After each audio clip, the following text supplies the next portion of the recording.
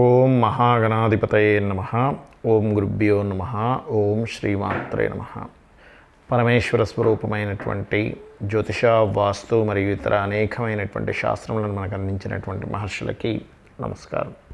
హయగ్రీవ హయగ్రీవ హయగ్రీవేతియో వదయత్తస్స నిస్సరతేవాణి జనుగన్యా ప్రవాహవత్. అరుణాం కరుణాతరంగితాక్షీం ధృతపాశాంకుశపుష్పబాణచాపాం అనిమాదిభిరావృతాం మయూకైః అహమిత్యేవ విభావయే భవానీం. శ్రీమాత్రే నమః.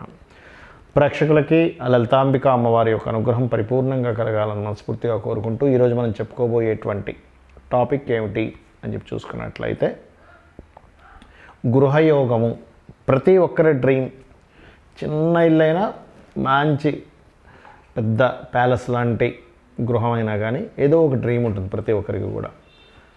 లైఫ్లో దాన్ని సంపాదించుకోవడానికి సేవ్ చేసుకొని మనీని అప్పులు తెచ్చుకొని రకరకాల మార్గాల్లో ఇల్లు కట్టుకున్నాక అమ్మయ్య నాకు అంటూ సొంత ఇల్లు ఉందని అనుకుంటూ ఉంటారు. అయితే జన్మజాతకంలో యోగం ఉంది అనుకోండి, ఆటోమేటిక్గా తాతల ద్వారానో తండ్రి ద్వారానో లేకపోతే ఈయన సొంతంగానో కట్టేసుకుంటాడు. కానీ ఒక్కొక్కసారి కొంతమంది జాతకాల్లో యోగం అనేటువంటిది బలంగా ఉండదు. ఎందుకంటే గృహయోగము అన్నారు. గృహయోగం జాతకంలో అన్నీ, అదే జ్యోతిషాస్త్రం అన్నీ యోగాలే. అలా మీరు యోగాన్ని కల్పించుకోవడం ఎలాగా? ఒకవేళ మీ జన్మజాతకంలో యోగం కనుక లేకపోతే ఏం చేయాలో కూడా నేను మీకు ఆఖరిలో చెప్తాను. దానికి పరిహారాలు చెప్తాను. కొంతమందికి జాతకమే ఉండదు, అలాంటి వారు కూడా ఏం చేయాలో కూడా చెప్తాను. సో మీరు ఏం చేస్తారంటే, నేను చెప్పినటువంటి రెమెడీ ఏదైతే ఉందో ఇప్పుడు ఈ యొక్క గృహయోగం అనేటువంటి దాంట్లో దీన్ని కంటిన్యూస్గా చేయడం అనేటువంటిది చేయండి. ఆ రెమెడీ ఖచ్చితంగా మీకు పనిచేస్తుంది. Hi, my name is Gautam and I actually stay in Markajgiri itself. I had this back pain. It's been 1.5 years. I have tried many treatments like chiropathy, oil massage, physiotherapy especially, but it didn't work out as much like what I expected. I strongly suggest homeopathy. You people can carry on with the homeopathy. Area Markajgiri and doctor name is like Nageswar Rao and the clinic name is Neocare Homeopathy. తులాలగ్నము, తులారాశి, తులవారికి కనుక చూసుకున్నట్లయితే ముఖ్యంగా మీకు గృహయోగాన్ని ఇచ్చేటువంటి planets సహజంగా తులారాశి వారికి ఏమిటంటే బ్యాలెన్సింగ్ మైండ్ ఉంటుంది. అంటే దేన్ని ఎలా నేను బ్యాలెన్స్ చేయగలగాలి, బికాజ్ ఆఫ్ తుల కదా. మరి మీకు గృహయోగం, గృహము ఎటువంటి ప్రదేశాల్లో దొరుకుతుంది, మీ టేస్ట్ ఎట్లా ఉంటుంది అని చూసుకుంటే సహజంగా ఒక అందంగా కట్టుకోవాలి. ఎందుకంటే తులారాశికి అధిపతి శుక్రుడు కాబట్టి శుక్రుడు అందానికి కారకుడు, క్రియేటివిటీకి కారకుడు. కాబట్టి అటువంటి రిలేటెడ్ సంబంధించిన వాటిల్లోనే మీకు యోగాన్ని ఇస్తూ ఉంటాడు, గుర్తుపెట్టుకోండి. అలాగే మరొక విషయం ఏంటంటే, ఇక్కడ గమనించుకున్నట్లయితే మీకు మరి గృహయోగం కలగాలంటే చేయవలసిన మంత్రము కానీ, దేవతా ఆరాధన కానీ, అదేవిధంగా గ్రహ ఆరాధన కానీ ఏం చేయాలి అంటే, మీరు బుధవారాలు, శుక్రవారాలు గుర్తుపెట్టుకోండి. బుధ శుక్రవారాలు నవగ్రహాలలో ముఖ్యంగా బుధ శుక్ర గ్రహాల దగ్గర దీపారాధన చేయడము, మరియు దగ్గరలో ఏదైనా గోశాల ఉన్నట్లయితే గోవులకి అరటికాయలు, అదేవిధంగా క్యారెట్లు, ఇటువంటి పదార్థాలు తినిపించడం ద్వారా ఖచ్చితంగా మీ జన్మజాతకంలో ఏదైతే అవయోగం ఉందో అది పోతుంది. ఒక్కోసారి కొన్ని ప్రదేశాలు గోవులు ఉండవు, దానం తీసుకునేటువంటి ఛాన్సెస్ ఉంటుంది. అలాంటప్పుడు మీరు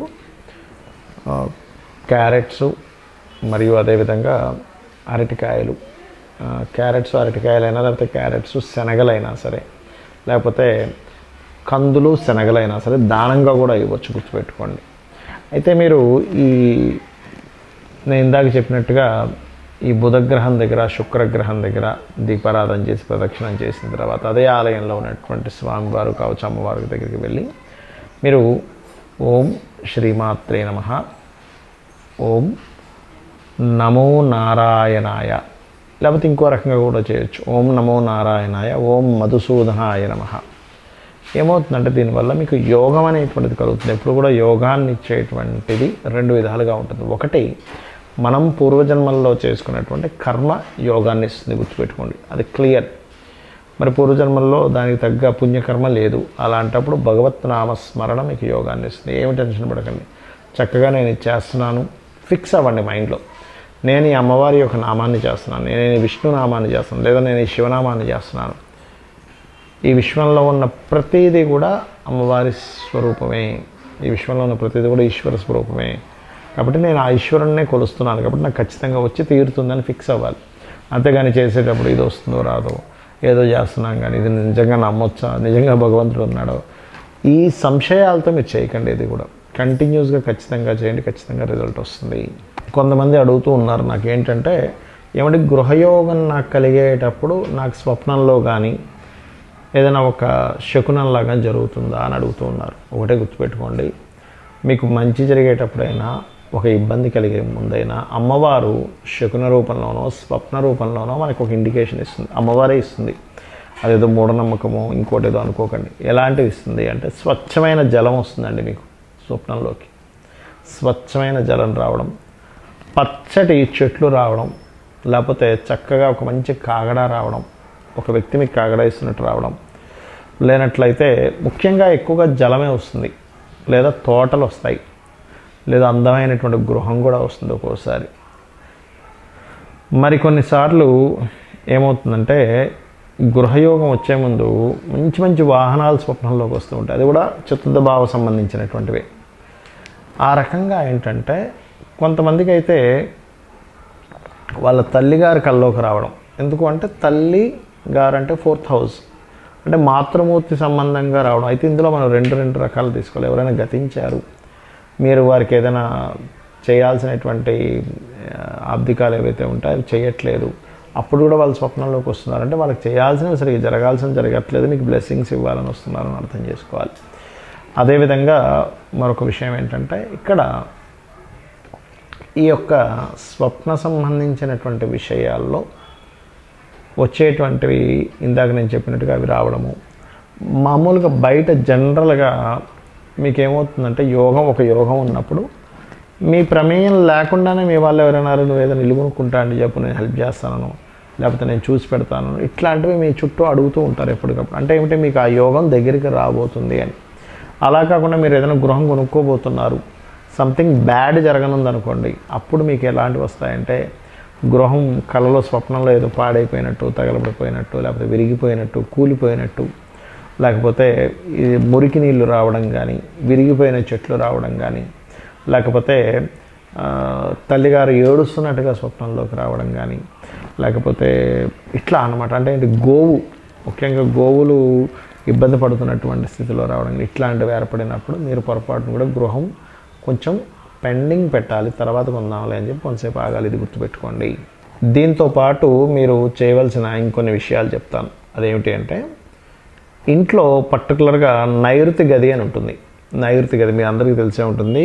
సౌత్ వెస్ట్ మాస్టర్ బెడ్రూమ్. ఆ మాస్టర్ బెడ్రూమ్లో పడమర గోడకి, అంటే వెస్ట్ మాస్టర్ బెడ్రూమ్ ఉన్న ప్రదేశంలో వెస్ట్ వాల్ ఉంటుంది.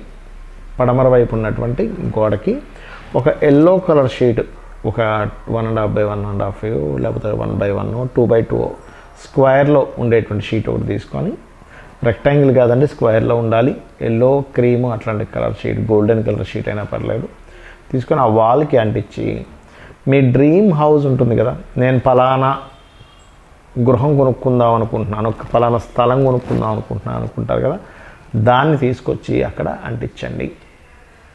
ఆ ఫోటోగ్రాఫో లేకపోతే దానికి సంబంధించింది ఏదైనా పేపర్లో యాడ్ వచ్చి ఉంటుంది, నేను ఫలానా లోధాలో తీసుకుందాం అనుకున్నాను, లేకపోతే ఫలానా అపర్ణాలో తీసుకుందాం, ఒక సంథింగ్ ఉంటుంది. ఇంకోటి, మీరు ఎక్కడైతే తీసుకుందామని అనుకుంటారో ఒక లెక్క ఉంటుంది. ఏదైనా ఫలానా ఏరియాలో తీసుకుందాం అనుకున్నారు ఉదాహరణకి, ఆ ఏరియాలో ఉండే అపార్ట్మెంట్స్ దగ్గరికి వెళ్ళి చక్కగా అక్కడికి వెళ్ళి అక్కడ తిరగండి, అక్కడికి వెళ్ళి చూడండి, అక్కడ ఏ ఫ్లోర్, ఎలాంటి ఫ్లోర్లు, హై ఫ్లోర్లో తీసుకుందాం అనుకుంటున్నారా, కింద తీసుకుందాం అంటున్నారు, ఆ లొకాలిటీ ఏంటి అవన్నీ తిరగండి. తిరిగి అక్కడి నుంచి మీ ఆఫీస్కి ఎంత దూరం ఉండొచ్చు, మీ పిల్లల స్కూల్స్కి ఎంత దూరం ఉండొచ్చు, అవన్నీ కూడా ఒకవేళ నేను ఇక్కడ తీసుకుంటే నాకు ఈ డిస్టెన్స్ ఎంత అవుతుంది, నేను ఫస్ట్ పేమెంట్ ఎంత కట్టాలి, దాని తర్వాత నేను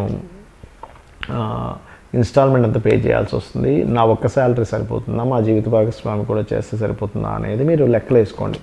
అంటే ఏమిటి, మీరు మీ జీవిత భాగస్వామి కూడా, అంటే ఎందుకు చెప్తున్నా అంటే ఇవన్నీ కూడా మీ సబ్కాన్షియస్ మైండ్ అని ఒకటి ఉంటుంది, దాన్నే అమ్మవారు అంటారు శాస్త్రంలో. దానికే లలితాసహస్రనామాల్లో సహస్రారాంబుజారూఢ సుధాసారాభివర్షిణి తటిల్లతా సమర్చి షట్చక్రోపరి సంస్థిత. అంటే ఏమిటి, అమ్మవారు సహస్రారంలో సుధాసార వర్షాన్ని కురిపిస్తుందట సహస్రారంలో కూర్చొని. మరియు తటిల్లతా సమరుచిష్య చక్రోపరి సంస్థిత అంటే 6 చక్రాల చుట్టూ ఒక మెరుపు తీగలా తిరుగుతుందట. అంటే ఏమిటి? మనం చేసే ప్రతి ఆలోచన, ప్రతి థింకింగ్ అమ్మవారికి వెళుతుంది. అమ్మని అడిగితే ఎలా అయితే అమ్మ వెంటనే అయ్యో ఆకలేస్తుందని అన్నం పెడుతుందో, యాజ్ ఇట్ ఈజ్ అమ్మవారిని నమ్ముకొని ఒక థాట్ కనుక ధర్మబద్ధంగా ఉన్న థాట్ కనుక ఉంటే అది సబ్కాన్షియస్ మైండ్కి కనెక్ట్ అయ్యి మీరు ఏదైతే టచ్ చేశారు, అక్కడికి వెళ్ళి చూశారు, ఇల్లుని చూశారు, మొత్తం లెక్కలేసుకున్నారు, మీకు అక్కడి నుంచి మీ ఆదాయం పెరగడం, మీరు గృహం తీసుకోవాలంటే ఏం చేయాలనేటువంటిది మీకు యోగం అనేటువంటిది ఏర్పడుతుంది. ఎందుకు అంటే మీరు మొదట్లో ఈ రెమెడీ చేశారు కదా, అందుకని. అట్లాగే మరొక విషయం ఏంటంటే కొంతమందికి మరి మాకు జాతక చక్రం లేదు అంటే నా లగ్నం తెలియదు, రాశి తెలియదు, నక్షత్రం తెలియదు, ఏమీ తెలియదు, ఏం చేయాలి? వారాహి అమ్మవారి యొక్క అష్టోత్తరం చేయాలి. గుర్తుపెట్టుకోండి, వారాహి అమ్మవారి యొక్క అష్టోత్తరం కనుక చేసినట్లయితే ఖచ్చితంగా వారాహి అమ్మవారి అష్టోత్తరం వల్ల ఎన్ని ఉపయోగాలంటే ఒకటి గుర్తుపెట్టుకోండి. ఒకటి గృహయోగం. లేదండి నాకు అష్టోత్తరం మొత్తం చదవడం రాదు, చాలా చిన్న రెమెడీ ఒకటి చెప్తాను. ఏమిటది అంటే ఓం వదనస్మర మాంగళ్య గృహతోరణ చెల్లిక. దీనికి ముందు ఓము, లాస్ట్లో నమః కలుపును. ఓం వదనస్మర మాంగళ్య గృహతోరణ చెల్లికాయై నమః. ఇది కనుక చేశారనుకోండి ఖచ్చితంగా గృహయోగం అనేటువంటిది కలుగుతుంది. దీంతోపాటు మణిద్వీప వర్ణన అంటారు. ఇంకా అయితే ఇక్కడ ఒక విషయం చెప్తాను. మీకు గనక ఉదాహరణకి మీ జన్మజాతకంలో గృహయోగం అనేటువంటిది లేదు, కానీ మీ జీవిత భాగస్వామికి ఉందనుకోండి, ఆవిడ పేరు మీద కొనండి, మీ పేరు మీద కొనకండి. అలా కాదండి మా భార్యాభర్తలు ఇద్దరికీ కూడా లేదు, కానీ మా పిల్లల జాతకాల్లో ఉంది, మీ పిల్లల పేర్ల మీద కొనండి. ఎందుకంటే జన్మజాతకంలో గృహయోగం లేనప్పుడు కనుక గృహం కొంటే అది అమ్ముకునేదాకా మీకు ప్రాబ్లమ్స్ వస్తూనే ఉంటాయి, అమ్ముకునేదాకా ప్రాబ్లం తీరదు, గుర్తుపెట్టుకోండి. కాబట్టి ఈ జాగ్రత్త ఫస్ట్ ఒకటి తీసుకోండి. రెండవది మీరు ఏ డైరెక్షన్లో తీసుకోవాలి అనేటువంటిది ముఖ్యంగా గుర్తుపెట్టుకోండి. మీ పేరులో ఉన్న మొదటి అక్షరాన్ని డైరెక్షన్ని లెక్కగట్టి మీకు ఈస్టా, వెస్టా, సౌతా, నార్తా, నార్త్ ఈస్టా, నార్త్ వెస్టా ఇట్లా ఉంటాయి. పర్టికులర్గా ఆ డైరెక్షన్లో డోర్ ఉన్నటువంటిది తీసుకొని లోపల వాస్తు దోషాలు లేకుండా తీసుకోవాలి. ఎప్పుడు కూడా ఈ జాగ్రత్తలు తీసుకోండి. మరి ఇందాక నేను అన్నాను ఏమిటి, గృహం అనేటువంటిది యోగము అని. ఈ యోగానికి ఈ రెమెడీస్ అన్నీ కూడా కంటిన్యూస్గా చేయండి. అంటే ఏదో ఒకసారి చేసాము, ఒకసారి మంత్రం చదివేసాము, అయిపోయింది కాదు.